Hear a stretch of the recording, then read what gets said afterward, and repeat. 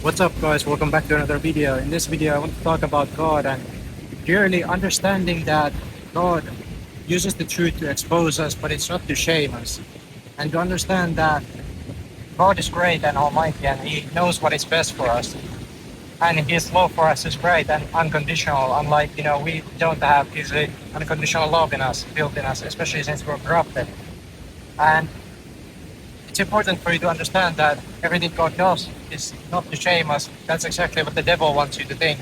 That God is condemning us and making us feel somehow worse, even though truth is there just to make us feel better.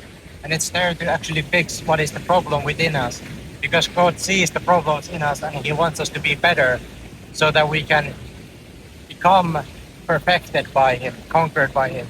This way, we can actually reach the life that we are meant to have and we actually deserve, and we were meant to have, with Adam and Eve. This is the life we should be living.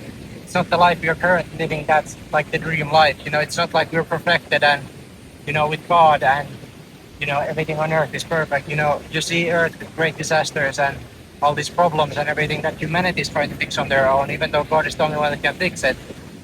And then you have to ask yourself, like, this is exactly where humanity is going wrong, but humanity doesn't understand that this is where it's going wrong. They don't have God and, everybody's corrupted and they're just living in sin and they're living in comfort, and that's only increasing and getting worse.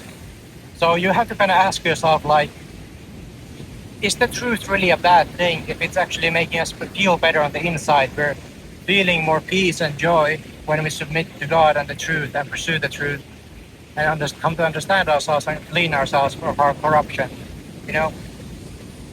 I myself can say I feel better after the truth than before the truth. Before I read the truth, I didn't feel as good as I feel now. And when I wasn't worshiping God, I didn't feel as good as I feel now. I didn't feel peace or joy in many situations. I was always anxious or in some other negative feeling.